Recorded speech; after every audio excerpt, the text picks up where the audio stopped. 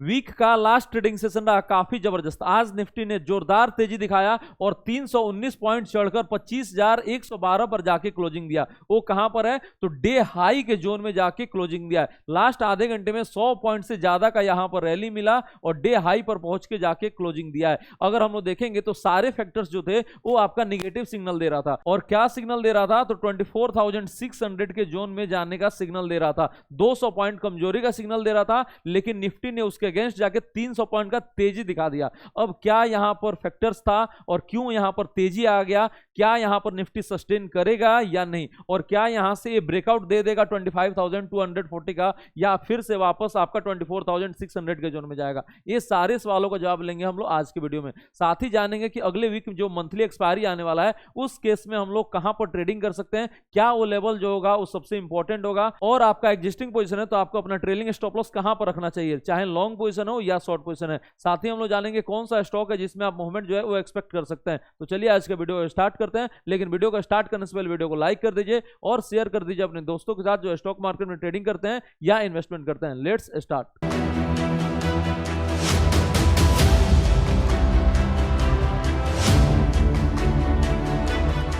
Welcome to our channel CA Abhay one, जहां stock market सीखना काफी आसान और मजेदार है। अगर हम लोग बात करेंगे निफ्टी प्रेडिक्शन का कि निफ्टी जो है वो कहां पर ओपन हो सकता है, क्या यहां पर गैप अप ओपनिंग देखने को मिलेगा या गैप डाउन ओपनिंग देखने को मिलेगा, तो जो ज्यादा प्रोबेबिलिटी देखने को मिल रहा है वो आपका गैप अप ओपनिंग का है। लेकिन ये सब्जेक्ट क्या है कि यहां पर ईरान और इजराइल का जो युद्ध है वो और ज्यादा एस्केलेट ना हो। अगर यहां पर एस्केलेट हो जाता है तो हम लोग को गैप डाउन ओपनिंग भी देखने को मिल सकता है, लेकिन इसका चांसेस जो है वो काफी कम है, लो प्रोबेबिलिटी है गैप डाउन ओपनिंग का, क्योंकि लास्ट में आपको यहां पर काफी अच्छा खासा तेजी देखने को मिला था। गैप डाउन ओपनिंग तभी हो सकता है जब ईरान और इजराइल का जो युद्ध है वो और ज्यादा तेजी पकड़ ले, तभी आपका गैप डाउन होगा, वरना ज्यादा जो संकेत दिखा रहा है वो गैप अप ओपनिंग का संकेत दिखा रहा है। और ये जो तेजी आ रहा है वो किस फैक्टर्स की वजह से आ रहा है? तो ये इंस्टीट्यूशनल मनी की वजह से आ रहा है। मतलब क्या हुआ? तो एफआईआईज और डीआईआईज का जो मनी है वो आपका बाइंग के साइड में आ रहा है, और दोनों का जो फिगर आ रहा है वो काफी पॉजिटिव हम लोग को देखने को मिल रहा है। यहां पर लार्ज कैप में ज्यादा तेजी है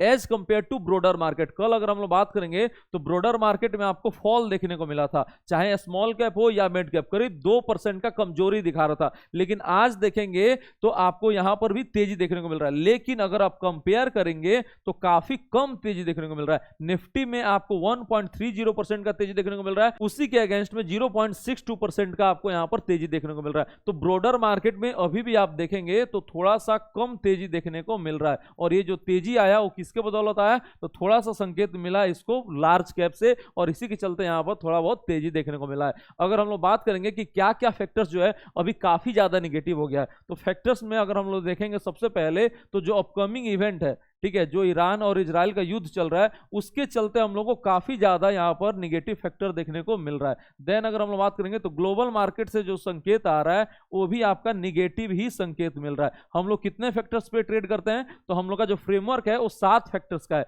इसमें हम लोग क्या क्या देखते हैं? तो टेक्नो फंडा गाइड हम लोग देखते हैं, ठीक है। इसमें 7 फैक्टर्स कौन कौन का है? तो ग्लोबल मार्केट है, देन आपका अपकमिंग इवेंट हो गया, देन आपका क्या आ जाता है? तो इंस्टीट्यूशनल मनी आ गया, उसके बाद से डेरिवेटिव डेटा और इमोशन एंड सेंटीमेंट। इसमें अगर हम लोग देखेंगे तो टेक्निकल जो है अभी आपका न्यूट्रल है, ठीक है। पॉजिटिव कब हो जाएगा? तो 25,240 के ऊपर जाएगा तो ये आपका पॉजिटिव हो जाएगा। फंडामेंटल अगर हम लोग देखेंगे तो अब धीरे धीरे पॉजिटिव होना स्टार्ट हो रहा है। यहां पर क्यों पॉजिटिव होना स्टार्ट हो रहा है? तो जो Q4 का रिजल्ट आया था वो आपका अच्छा संकेत दे रहा था, और अब अगर हम लोग देखते हैं Q1 ऑफ फाइनेंशियल ईयर 2026 का रिजल्ट जो है वो कैसा आ रहा है, उम्मीद जो है वो और इंप्रूवमेंट आगे दिखाएगा। लेकिन अगर हम लोग ब्रॉडर मार्केट में देखेंगे तो अभी उतना ज्यादा अच्छा रिजल्ट नहीं आ रहा था, और इसमें अभी भी हम लोगों को क्या देखने को मिल रहा है? हल्का हल्का कमजोरी देखने को मिल रहा है। तो ये अब न्यूट्रल से पॉजिटिव होना स्टार्ट कर रहा है। देन अगर हम लोग बात करेंगे ग्लोबल मार्केट से तो यहां से संकेत जो मिल रहा है वो निगेटिव संकेत मिल रहा है। उसके बाद से अगर हम लोग अपकमिंग इवेंट देखेंगे तो ये तो पूरा ही ज्यादा निगेटिव है। अभी कहीं से भी आपका कहीं भी स्टेबल गवर्नमेंट नहीं देखने को मिल रहा है, और क्या देखने को मिल रहा है? तो काफी ज्यादा जो वॉर का सिचुएशन बनते हुए देखने को मिल रहा है, चाहे आपका इंडिया पाकिस्तान हो या आपका ईरान और इजराइल हो या आपका रसिया रसिया यूक्रेन हो, हर जगह आपको कुछ ना कुछ टेंशन देखने को मिल रहा है। इंस्टीट्यूशनल मनी ये आपका पॉजिटिव नजर आ रहा है, यहाँ पर आपको DIIs और FIIs की तरफ से कंटिन्यूअसली बाइंग देखने को मिल रहा है। इतना ज्यादा निगेटिव माहौल में भी आपको यहाँ पर कंटिन्यू 4 दिन बाइंग देखने को मिल रहा है। देन अगर हम लोग डेरिवेटिव डेटा देखेंगे तो हम लोग मंथली एक्सपायरी के वीक में पहुंच रहे हैं और यहाँ पर जो डेटा बिल्डअप देखने को मिल रहा है वो 25,000 पे अच्छा खासा राइटिंग देखने को मिल रहा है। अभी यहाँ पर डेटा न्यूट्रल है, लेकिन ये अगले वीक में और डेटा ज्यादा बिल्डअप हो जाएगा। हम लोग बताएंगे कि डेटा बिल्डअप किस साइड जा रहा है, क्या ये और तेजी का सिग्नल दे रहा है या अभी और कमजोरी का सिग्नल दे रहा है। अभी ये आपको न्यूट्रल संकेत दे रहा है। अगर कॉल में राइटिंग बढ़ेगा तो मार्केट जो है नीचे रखने का कोशिश करेगा, अगर पुट में राइटिंग बढ़ गया तो मार्केट मतलब क्या होगा, और ऊपर जाने का संकेत देगा। इमोशन एंड सेंटिमेंट जो है अभी आपका निगेटिव थोड़ा सा, मार्केट में डर काफी ज्यादा है, इसीलिए स्मॉल कैप और मिड कैप में उतना ज्यादा तेजी देखने को नहीं मिल रहा है। तो ये रहा अभी फैक्टर्स, उसमें जो निगेटिव आप देख सकते हैं तो ज्यादा जो फैक्टर्स है वो अभी निगेटिव है, पॉजिटिव फैक्टर्स अभी यहाँ पर ज्यादा देखने को नहीं मिल रहा है। इसके बावजूद जो है यहाँ पर आज आपको काफी अच्छा खासा तेजी देखने को मिल रहा है, और वो किस लिए, तो सिर्फ और सिर्फ किस लिए, तो इंस्टीट्यूशनल का यहाँ पर बाइंग देखने को मिल रहा है, और DIIs और FIs दोनों मिल के यहाँ पर बाइंग कर रहे हैं, इसीलिए यहाँ पर अच्छा खासा हम लोग को बाइंग देखने को मिल गया। उसके बाद से अगर हम लोग बात करेंगे, अगर आपका कोई भी एग्जिस्टिंग पोजीशन है तो आपको क्या करना चाहिए, चाहे लॉन्ग पोजीशन है या शॉर्ट पोजीशन है, किस स्टॉप लॉस के साथ आप ट्रेल कर सकते हैं। तो अगर हम सबसे पहले बात करेंगे लॉन्ग पोजीशन का, तो अब आपका एग्जिट लेवल जो है वो क्लियर कट बन जाएगा नीचे में, कहां पर, तो 24,960 का आपको अपना एसएल रखना पड़ेगा। ये क्लियर कट है, इसमें आपको कोई इफ एंड बट नहीं लगाना है, यहां पर अपना एसएल लगाइए और उसके बाद से नीचे जाएगा इसके, तो आपको अपना लॉन्ग पोजीशन जो है वो एग्जिट कर देना है। उसके बाद से अगर हम लोग शॉर्ट पोजीशन देखेंगे तो शॉर्ट पोजीशन का जो अब यहां पर एग्जिट लेवल है वो भी क्लियर कट है, इसमें नो इफ एंड बट 25,240 का एग्जिट लेवल रखिए, और इसके ऊपर अगर जाता है तो आपको अपना शॉर्ट पोजीशन जो है वो आपको एग्जिट कर देना चाहिए। तो ये रहा आपके एग्जिस्टिंग पोजीशन का, जहां पर अपना स्टॉप लॉस जो है वो प्लेस कर सकते हैं। अगर हम लोग थोड़ा सा और डिटेल में डिस्कस करें, क्योंकि वीकेंड का टाइम है, आप थोड़ा सा वीडियो ज्यादा देख सकते हैं, इजराइल और ईरान का भी युद्ध का सिचुएशन क्या चल रहा है और क्यों ये हो रहा है, और यहां पर युद्ध जो है 8 दिन तक कंटिन्यू जो है वो क्यों बढ़ जा रहा है, और क्यों यहां पर सीज फायर का घोषणा नहीं हो रहा है। जैसे इंडिया पाकिस्तान 2 दिन में ही सीज फायर हो गया, लेकिन यहां पर ये देखेंगे तो 8 दिन से कंटिन्यू चल रहा है। आज हमने लाइव में भी इसको डिस्कस किया था कि आखिर ये ऐसा क्यों हो रहा है। तो अगर हम देखेंगे सबसे पहले तो इजराइल जो है वो आपका न्यूक्लियर पावर कंट्री है, ठीक है, इसमें न्यूक्लियर पावर कंट्री है, और ईरान जो है अभी न्यूक्लियर ये डेवलप कर रहा है, ठीक है, न्यूक्लियर क्या कर रहा है, डेवलप कर रहा है। और यहां पर अमेरिका नहीं चाहता है और इजराइल नहीं चाहता है कि ईरान के पास न्यूक्लियर हो, ठीक है। रीजन क्या है, तो जब किसी देश के पास न्यूक्लियर हो जाता है तो सारे जो न्यूक्लियर अथॉरिटी है और आपका जो बोर्ड है वो चाहते हैं कि जितना जल्दी से जल्दी हो जाए ये युद्ध जो है वो रुक जाए। अब होता क्या है यहाँ पर कि जब यहाँ पर ये इसके पास न्यूक्लियर नहीं है तो इसको क्या करता है, हमेशा उकसाता है, और यहाँ पर हमेशा जो है वो टेंशन बना रहता है, जिसका फायदा कौन लेता है, यूएस लेता है। यूएस क्या करता है, अपना जो सामान है वो खूब एक्सपोर्ट करता है, कौन सा, तो डिफेंस का जो प्रोडक्ट है वो हर देश में ये आपको एक्सपोर्ट करता है। यूएस हमेशा चाहता है कि दुनिया में हमेशा लड़ाई बना रहे, ताकि इसका जो हथियार है वो बिकता रहे, और इससे फायदा होता है किसको, यूएस को ही पूरा। अब ये क्या करता है, चाहे अफगानिस्तान हो या पाकिस्तान हो या कश्मीर हो, हर जगह यूएस का हाथ रहता है कि कुछ ना कुछ टेंशन डाले, चाइना के पास, रसिया यूक्रेन के पास, ये कुछ ना कुछ टेंशन डाले रहता है ताकि इसका हथियार जो है वो ज्यादा से ज्यादा बिके, और यहां पर इसको फायदा मिलता है, एक्सपोर्ट करता है। और यही चाह रहा है क्या, कि ये ईरान के पास जो है वो न्यूक्लियर ना बने, ताकि कुछ ना कुछ लगा रहे और ये अपना हथियार बेचता रहे। यूएस जो है वो डायरेक्ट सपोर्ट करता है किसको, इजराइल को सपोर्ट करता है। लेकिन यहां पर 2 देश और है जो सुपर पावर बनने का कोशिश करता है, वो 2 देश कौन है, तो रसिया और चाइना।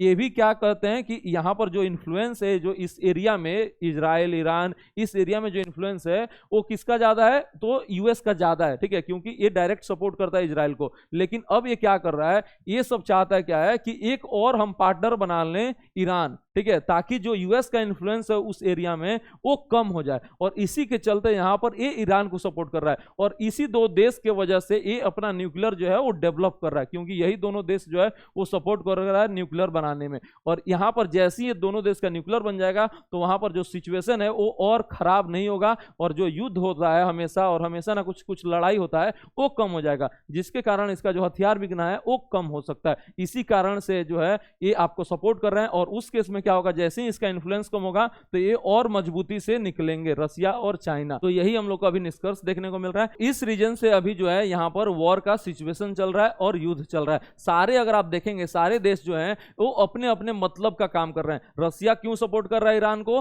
ताकि वो यूएस का जो डोमिनेंस है उसको कम कर सके। चाइना क्यों सपोर्ट कर रहा है, तो यूएस का जो डोमिनेंस है उसको कम कर सके। अगर हम देखेंगे यहाँ पर तो यूएस इजराइल को क्यों सपोर्ट कर रहा है, ताकि युद्ध जो है वो चलते रहे और ये अपना हथियार जो है वो बेचते रहे। तो सबका अपना अपना जो है यहाँ पर फैक्टर है और ये अपना मतलब की दुनिया है। हर देश जो है अपने मतलब का कामकाज कर रहा है, तो इसीलिए यहाँ पर अभी सिचुएशन बना हुआ है। होप आपको ये समझ में आया होगा। अगर आपको समझ में आया तो वीडियो को लाइक कर दीजिए और शेयर जरूर करें। तो ये रहा इजराइल और ईरान का युद्ध का निष्कर्ष कि अभी क्या हो रहा है और क्यों हो रहा है। लेकिन अगर हम लोग ट्रेड का बात करेंगे, अगले हफ्ते हम लोग कहां पर ट्रेड कर सकते हैं, तो जो सबसे बढ़िया लेवल निकल के आ रहा है वो निकल के आ रहा है बाय का। सबसे पहला वो 25,140 के ऊपर जैसे ही जाएगा एक बार आप बाय करने का अटेम्प्ट कर सकते हैं। और इस केस में आप अपना एसएल कहां पर रखेंगे, तो यहां पर रखेंगे 25,070 पे अपना एसएल रखेंगे। और टारगेट कहां पर रखेंगे, तो सबसे पहला 25,200 और 240 का अपना टारगेट रखेंगे। इसके ऊपर जैसे ही चला जाता है तो आपको बहुत बड़ा टारगेट देखने को मिल सकता है। देन अगर हम बात करेंगे और कहां पर बाय कर सकते हैं, एक लेवल तो ये हो गया। दूसरा जो सबसे बढ़िया लेवल है वो आपका 25,040 पे है, यहां पर भी एक बार आप बाय का अटेम्प्ट कर सकते हैं। और इस केस में अपना एसएल कहां पर रखेंगे, तो एसएल रखेंगे 24,960 का अपना एसएल रखेंगे। और टारगेट क्या रखेंगे, तो पहला 120 का, देन आपका रखेंगे 25,200 और 240 का अपना टारगेट जो रखेंगे। तो ऊपर में आपका दो बाय लेवल निकल के आ गया। देन अगर हम लोग देखेंगे सेल का सबसे बढ़िया लेवल कौन सा है, तो सबसे बढ़िया और सबसे परफेक्ट 25,200 के आसपास आप सेल करेंगे और अपना एसएल क्लियर का 25,240 का रखेंगे और अपना टारगेट रखेंगे 25,120 और फिर आपका 25,040 और आपका फाइनल जो है रखेंगे 24,960 का टारगेट रखेंगे। ये टारगेट पे आपको सेल करना है। तो सेल का लेवल 25,200, बाय का लेवल 140 और 25,040 का निकल के आ रहा है। ये तीन आपका लेवल है जहां पर आपको ट्रेड इनिशिएट करना है। उसके बाद से अगर हम लोग देखेंगे कौन सा स्टॉक है जिसमें आप एक्शन एक्सपेक्ट कर सकते हैं अगले वीक के लिए, चाहे स्विंग ट्रेडिंग हो या इंट्राडे ट्रेडिंग हो, तो उसमें सबसे पहला स्टॉक जो आ रहा है वो सूर्या रोशनी आ रहा है। इस स्टॉक को आप अपने रडार पे रख सकते हैं। 350 के ऊपर जाएगा तो हम लोग को और ज्यादा एक्शन देखने को मिल सकता है। देन अगर हम लोग बात करेंगे तो एरोफ्लेक्स इंडस्ट्रीज, जिसको हम लोगों ने कल भी चर्चा किया था, और ये आज स्टॉक आज भी तेजी में था। आज कितना परसेंट, तो 5% का तेजी आज भी देखने को मिला है। जैसे ही आपका 210 के ऊपर जाएगा और ज्यादा हम लोग को तेजी देखने को मिल जाएगा। ऑथम इन्वेस्ट नेक्स्ट स्टॉक है, इसको भी आप अपने रडार पर रख सकते हैं। फोर्स मोटर आज अगेन ये 4% का तेजी दिखाया था, ये अपना 14,600 के ऊपर जाएगा जो ऑल टाइम हाई है। उसके बाद से और ज्यादा तेजी में बन सकता है। GRSC, BEL, AB capital, MCX, Bharti Airtel, ये सारे स्टॉक्स में आपको अच्छा खासा एक्शन देखने को मिल रहा है। ये सब स्टॉक्स को आप अपने रडार पे रख सकते हैं। देन अगर हम लोग बात करेंगे तो गैलियंट इस्पात, इसको भी आप अपने रडार पे रख सकते हैं। इसमें भी हम लोग को अच्छा खासा वॉल्यूम देखने को मिला है। 507, 510 के ऊपर अगर जाता है तो और बड़ा हम लोग को एक्शन देखने को मिल सकता है। तो ये सारे स्टॉक है जिसका स्क्रीनशॉट आप ले लीजिए। इसमें अगर मूवमेंट देखने को मिलेगा तो इसमें आप जो है ट्रेड कर सकते हैं। होप आपको वीडियो पसंद आया होगा। वीडियो पसंद आया तो आप लाइक कर दीजिए और शेयर कर दीजिए अपने दोस्तों के साथ जो स्टॉक मार्केट में ट्रेडिंग करते हैं या इन्वेस्टमेंट करते हैं। हम आपसे मिलते हैं मंडे को सुबह 9 बजे लाइव यूट्यूब पे, जहां पर मैं आपसे शेयर करूंगा फ्री में इक्विटी ट्रेड्स और ऑप्शन ट्रेड्स। तो जल्दी से आप हमारे चैनल को ज्वाइन कर लीजिए, लिंक जो है डिस्क्रिप्शन बॉक्स में, और चैनल को हमारे सब्सक्राइब भी कर लीजिए यूट्यूब को, जहां पर आपको नोटिफिकेशन जो है मिल जाए और वहां पर आप फ्री ट्रेड्स जो है वो अवेल कर सके। Thank you so much.